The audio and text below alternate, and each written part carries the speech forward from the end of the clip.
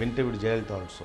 அது பண்ணாங்க. அவங்க போனோடனே முதல்ல உட்காருன்னு தான் சொல்லுவாங்க. ரொம்ப நம்மளை தான் இது பண்ணுவாங்க. ரொம்ப ஃப்ரெண்ட்லியாக தான் பேசுவாங்க. கலைஞரும் ஃப்ரெண்ட்லியாக தான் பேசுவார். தெரில, எனக்கு அப்படி தான் எக்ஸ்பீரியன்ஸ் இருக்குது. எல்லா மாதிரி லீடர் சில நேரங்களில் உங்களுக்கு கோவம் வரலாம், அவ்வளோதான். என்னன்னா நான் உங்களுக்கு இவங்க மாதிரி ஆள் இன்டர்வியூ பண்ணல கூடுதலாக ஒரு சின்ன ப்ரெஷர் இருக்கும். நான் என்ன பண்ணுவேன்னா அவங்களுக்கு மிக நெருக்கமானவர்கள் எல்லாரையும் சந்திப்பேன். ஸ்கெட்சு நீங்கள் வந்து கருணாநிதி மாதிரி ஒருத்தர்கிட்ட இப்படி ஒரு கேள்வி நீங்கள் கேட்குன்னா அவரே அப்படி பார்க்குற மாதிரி ஒரு கேள்வி நீங்கள் கேட்கணும்னா அதை அவரோட நீண்ட காலமாக பழகின ஒருத்தரோட நீங்கள் அதான் எடுக்க முடியும். அதை வெறும் புத்தகத்துலேருந்துலாம் எடுத்துட முடியாது. அது வந்து அவங்கள பற்றி வந்துருக்கக்கூடிய தகவல்கள் இன்ஃபர்மேஷனை வச்சுலாம் எடுத்துட முடியாது. அது ஒரு ஓட்டம் தான். நீங்கள் வந்து அவர் அந்த தெரு வழியாக நடத்தி தான் இன்டர்வியூ பண்ண போகிறாங்க. முன்னாலே நான் சரசரன்னு அங்கேருந்து பைக் ஒன்று வச்சு எல்லா தெருவும் சுற்றி பார்த்துட்டு அப்புறம் அவர் அமெரிக்கன் காலேஜுக்கு நான் கூப்பிட்டு போகிறப்போ அவர் எந்த இடத்துல உட்காந்தாலும் அதுக்கு முன்னால் கன்ஃபார்ம் பண்ணிட்டேன்.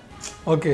ஸோ கரெக்டாக ஒரு சின்ன எலிமெண்ட் கிடைக்கும் உங்களுக்கு. என்ன அப்படி கிடைச்சிரும்னா சொல்லிட்டு அந்த ஆளுக்கு வந்து அவர் இப்படி பார்க்கல உட்காருங்க உங்கள் இடத்துல அப்படின்னு கையை கட்டல அவங்களும் ஆச்சரியமா அப்படின்னு சொல்லிட்டு ஆமாம் இதான் நான் உட்காந்த இடம் அப்படின்னு அவங்க தடவி பார்க்குறப்போ பீப்புள் கேட் தட்டி நாஸ்டாலஜிக் ஃபீல் கிடைச்சிடும். நம்மலாம் கற்பனை பண்ணுற அளவுக்கு எல்லாரும் ரொம்ப மோசமானவங்க கோவக்காரங்கள்லாம் ஒன்றும் கிடையாது. அது சில அபிப்பிராயங்களை முன் வச்சு வின்டர் விட் Jayalalithaa also.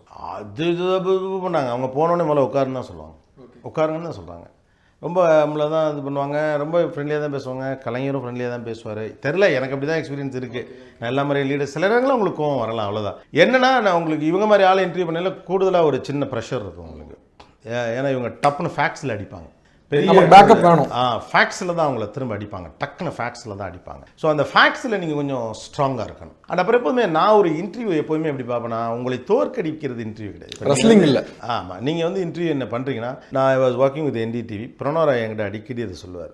It is not defeating someone, is your guest. It is not defeating someone, it is your guest. அவர் அடிக்கடி சொல்லுவார் அது எங்கிட்ட. ராஜ்தீப்பே அக்ரெசிவ் ஆங்கர் தான். ஆனால் ராஜ்தீப்பே இதான் சொல்லுவாப்ல, it is not defeating someone, it is you are representing people. உங்கள் மக்களுக்கு என்ன வேணுமோ அதை அவங்ககிட்டேருந்து கேட்டு வாங்கி கொடுக்குறீங்க. அவங்களா சொல்லிட்டாங்கன்னா அதை விட்டுறீங்க. இல்லைன்னா கொஞ்சம் அழுத்தி பிடிச்சி வெவ்வேறு கோணங்களில் போய் நீங்கள் அதை வாங்குறீங்க. ஸோ நீங்கள் இப்போ என்ன இன்டர்வியூ பண்ணுறீங்கன்னா நான் வந்து உங்களுடைய கெஸ்ட்டு தான். ஓகே, என்னை ஜெயிக்கிறது உங்கள் இன்டர்வியூ நோக்கம் கிடையாது. வலியுறுத்த மாதிரி வேணாம். அது அது அது வேறு. ஸோ இப்போ நான் நீ என்னன்னாலே அதுதான் பார்ப்பேன். ஏதாவது ஒரு கஷ்டம் இதை பேச்சு போட்டியா என்ன ஒரு கருத்தியலை நான் அவங்களுக்கே அந்த ரெஸ்பான்சிபிலிட்டி இருக்குன்னு சொல்லுவேன். எங்கள் அப்பா வந்து நான் சின்ன வயசில் பேச்சு போட்டியில் இதிலெல்லாம் பேசல ஒரு விஷயம் சொல்லுவாங்க. நீ எப்போதுமே ஒரு நிமிஷத்தை எப்படி பார்க்கணும் அப்படின்னு ஒரு கணக்கு இருக்குது அப்படின்னு சொல்லி. அது என்ன அப்படின்னா நீங்கள் ஒரு நிமிஷம் பேசுகிறீங்க அப்படின்னா அது ஒரு நிமிஷம் பேசுகிறது இல்லை. ஏத்தாப்பில் 1000 பேர் உட்காந்துருக்காங்கன்னா that 1 minute is equal to 1000 minutes. அவனோட நேரம் அது. கரெக்ட். அப்போ உங்கள் நிகழ்ச்சியை பார்க்க போகிறவங்க இருக்காங்கல்ல அவங்க ஒரு நேரத்தை உங்களுக்காக செலவிட்டு பார்க்குறாங்க. அப்போ நீங்கள் அவ்வளோ பேர் எதிர்பார்க்குற எல்லாத்தையும் செய்கிறதுக்கான ஒரு உழைப்பை நீங்கள் அதுக்கு கொடுக்கணும். அப்புறம் அது ரொம்ப சுவாரஸ்யம். அப்புறம் ஒரு பயம் இருக்கும்ல, நீங்கள் பிசி மாதிரி எல்லாம் போய் இன்டர்வியூ பண்ணல டெல்லியில் உனக்கு கரெக்டாக 13 நிமிஷம் தான் அப்படின்னா உங்களுக்கு அந்த அந்த ஒரு பயம் தான் நிறையா வேலை பார்க்கும். இப்போ வரைக்கும் எனக்கு ரொம்ப பயமாக தான் இருக்கும். ஓகே.